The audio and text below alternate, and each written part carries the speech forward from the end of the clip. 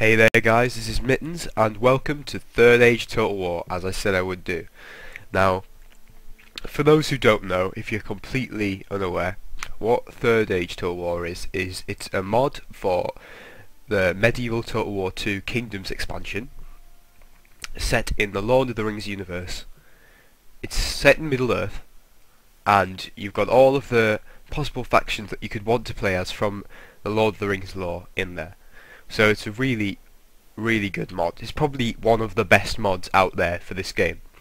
Anyway, we're going to do the Third Age campaign, and as you can see we've got a choice of what faction we want to play as. There's Gondor. I mean, these should be, for anybody who's into Lord of the Rings, anybody who's even just seen the films, these should be quite self-explanatory. Gondor, Rohan, Dale. Now Dale isn't in Lord of the Rings, it's in The Hobbit. And what Dale basically is they're men who live in the north and they're allied with the dwarves.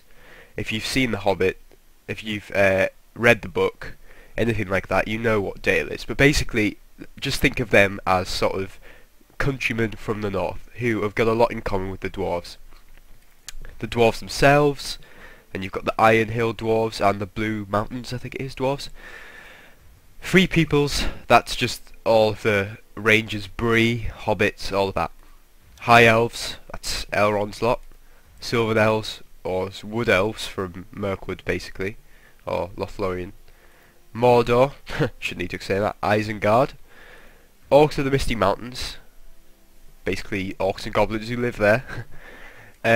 Orcs of Gundabad. Now, this again, you probably don't know that much about if you've just seen the films, but the Orcs of Gundabad live in the far north, where basically the Lich King had his original power before he went down.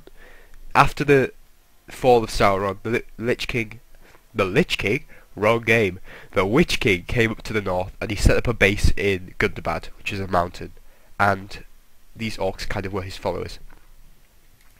Harad, the Mumakil riders from the south, quite a sort of Arabic theme to them. And of course Run, or as you might know them, the Easterlings. I think we're going to play as the mighty Isengard, simply because I like playing as the bad guys. Yeah, Isengard are the best ones. I'll leave it with the medium battle difficulty and just campaign difficulty because, you know, I'm not that good at these games. I'm the first to admit that. So let's start.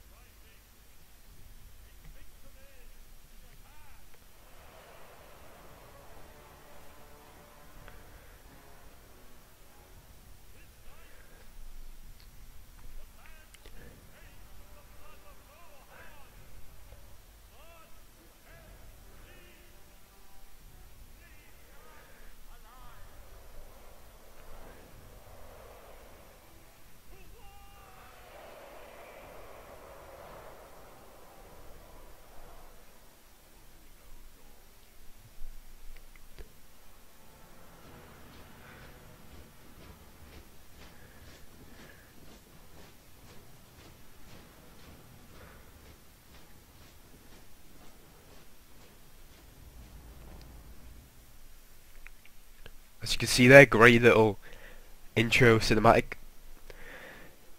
That's the sort of thing that makes this one of the best mods for the game. Just little extras which make it feel like it's more of an original game in itself, not just a mod.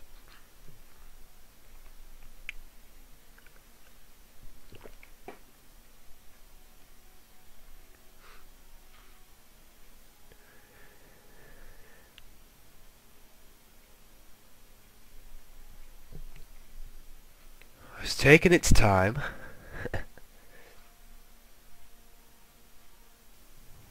Right, welcome to Middle-earth. Let's read this message. A message from the Mouth of Sauron. Okay, so I'll have to read it in the Mouth of Sauron voice.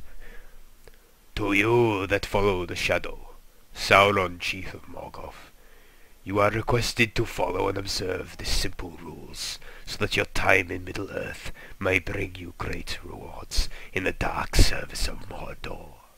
Firstly, it is considered a threat to Sauron's order to betray the financial system of the world by the use of cheating in order to gain greater profit, and will no doubt have unforeseen effects.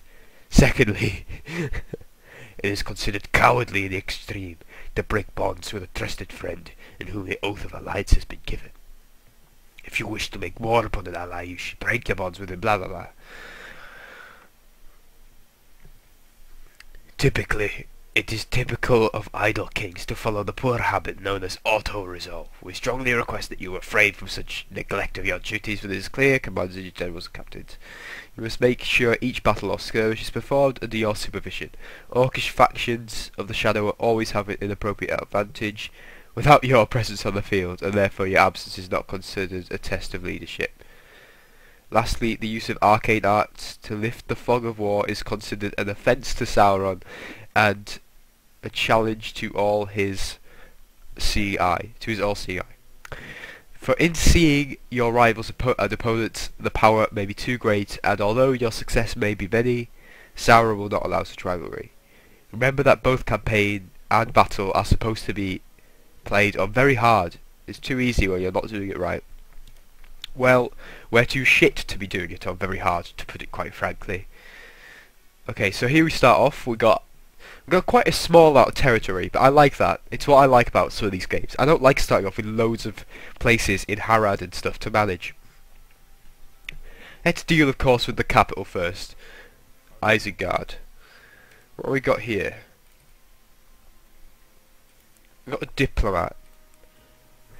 I think that what we should do is perhaps send the diplomat north, because that's where we'll find the Orcs of Gundabad and the Orcs of the Misty Mountains, and maybe we can get some kind of treaties or some kind of shit with them. What have we got here? Is that Lord Ugluk? And we've got Uruk-hai Raiders. And what have we got inside? We've got, well, Isengard's not that heavily defended, so for now we're just going to put him in there, because we want to kind of sort out our money first before we start doing stuff.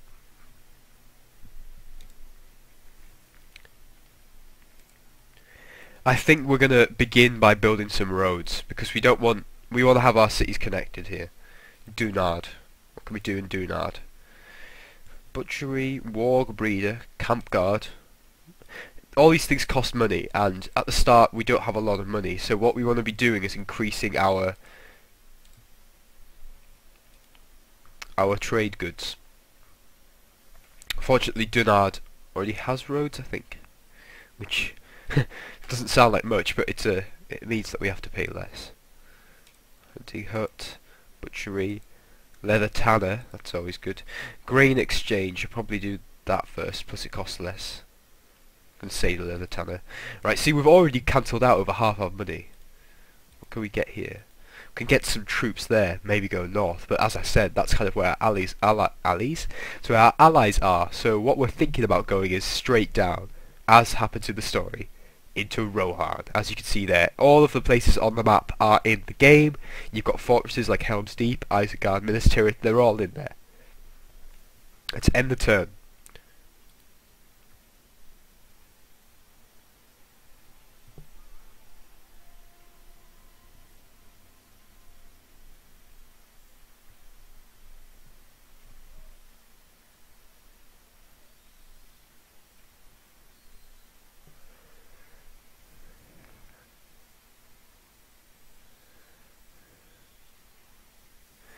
Okay.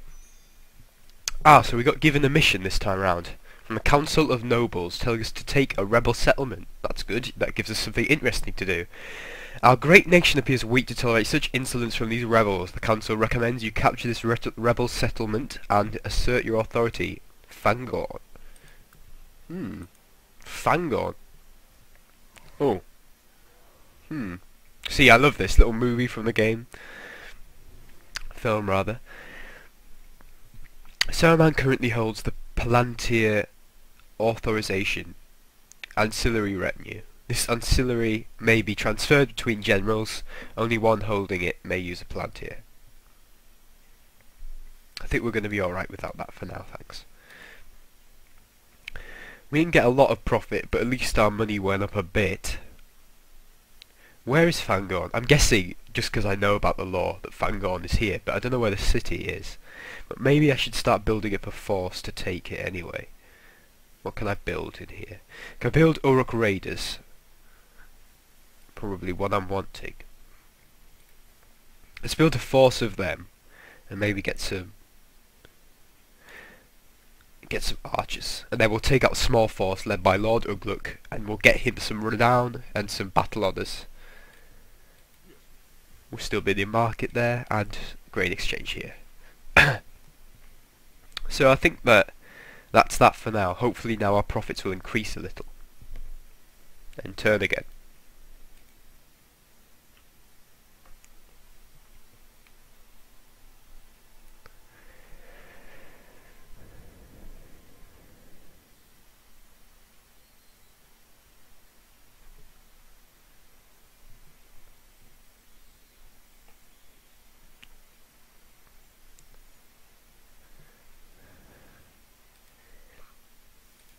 Yeah, we got some profits, constructed the grain exchange, and we got those raiders. So let's start off. Let's go straight over here. Get constructing those roads. Grain market still be constructed there. Road still there. We're going to wait until those archers are made, and then we're going to launch out into Fangorn. I think Fangorn will probably be right on the eaves. Right on the border of Isengard, so it's ending another turn.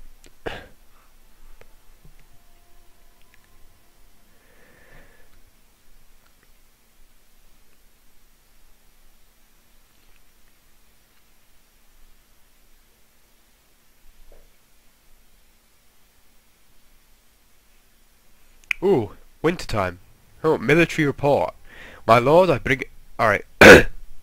My lord, I bring an important message from your military advisors. The flames of war are stirring in all of Middle-earth, but our military infrastructure is still only rudimentary. While militias and conscripts are being levelled across our domain, we still lack the equipment, logistical support and command structure needed to bring the full might of our armies to bear.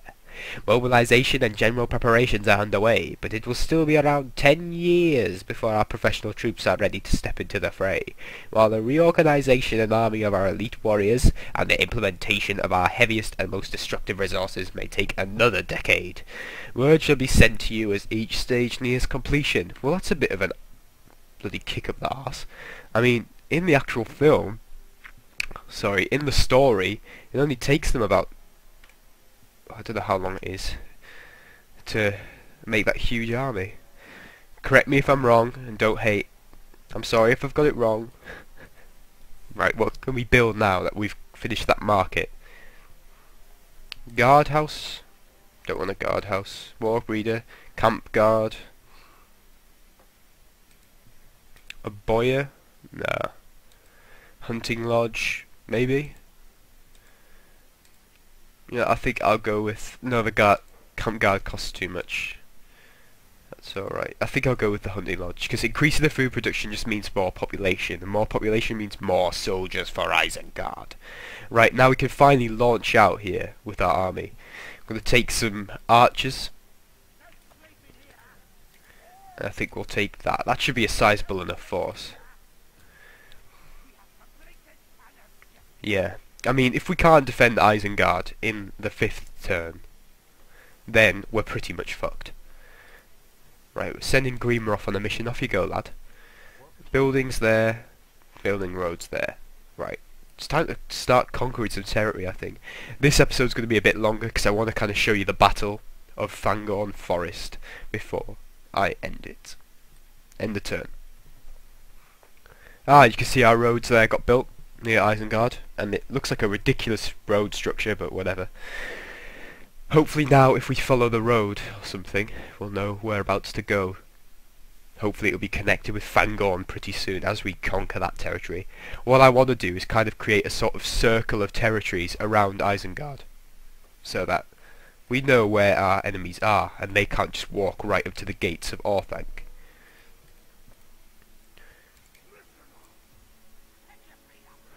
Where's Fangorn? Where the bloody hell is Fangorn? It's a trap! Huh. Don't know where Fangorn is. I expected it to be around here somewhere. Well, we'll keep searching around. As I say, I'm going to wait until we get to the battle before I cancel this. Right, we finished building roads there. Should increase our profit a bit more. We don't want to do pay roads. Mines. Costs a lot, but mines will increase our income directly. So I think we're going to go with that. Crippled our money, but still. Grima, off you go. I think I'm just going to send Grima up.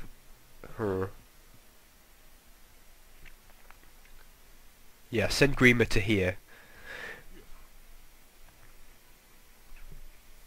I'm going to end another turn now.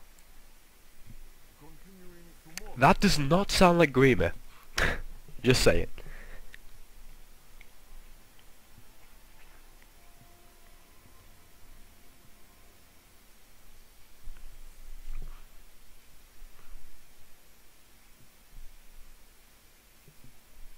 Oh. Don't shout ambush if it's not an ambush. If you're going to ambush, then... yeah, cool. Yay! Fangorn!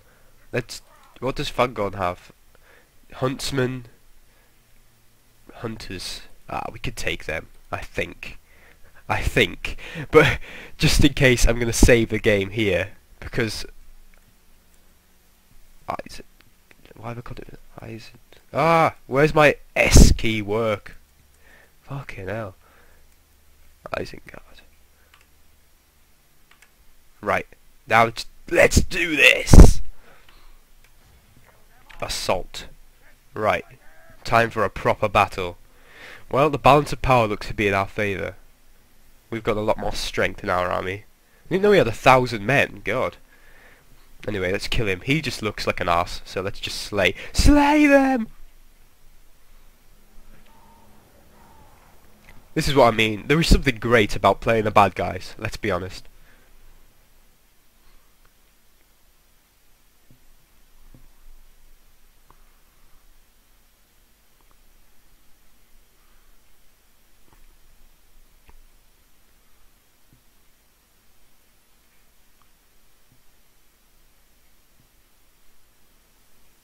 Right.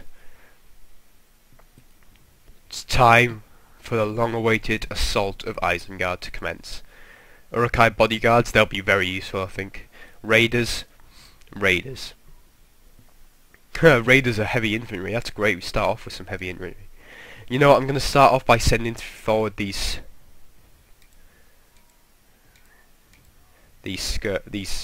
archers, because...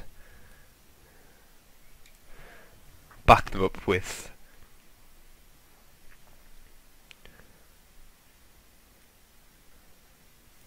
you know, I'll back them up by sending up my Uruk-hai behind them.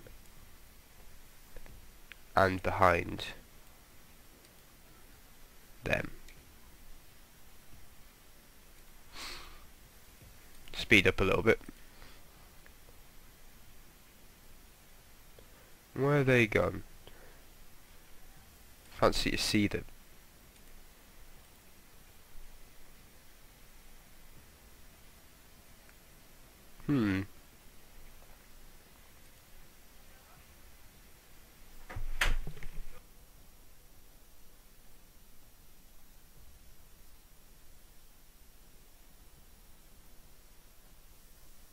Right. Right, make them run there. Make them run there. What I tend to go with, this is what I trend, is I try to like have a two-pronged assault on any of these open sort of towns where I can get them in the back, particularly when I have more men, as I think I do now. Come on lads, run faster. Right, okay, there we are. Oh, pause the game there. I don't expect these Snagar archers to be the best, but it all helps.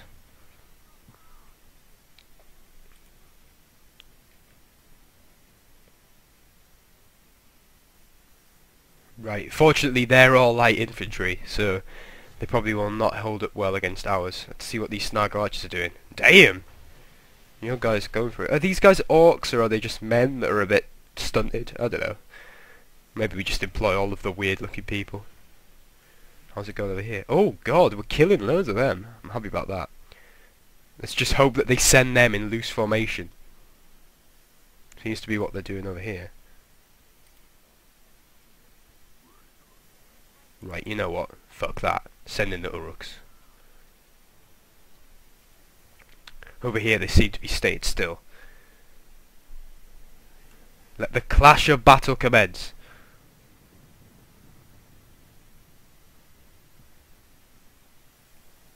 Yes, that's what I like to see, boys. Get yourself stuck in there. I want those huntsmen pinned down. Good to know. Right, we're occupied over there.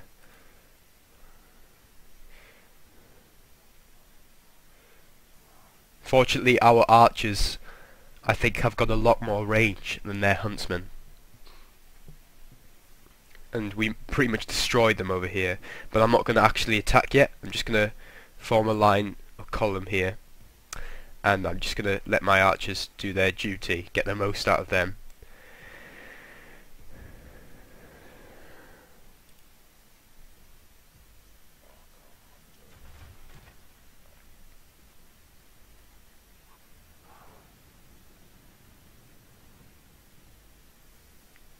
You know what, guys, just because this video is getting pretty long, I'm going to end this one here. Like, favourite and subscribe if you enjoyed. It's an odd place to end it, but I'll probably just record the next one straight away and upload that afterwards. And we'll see whether the huntsman of Fangorn could turn it around on me. It could happen.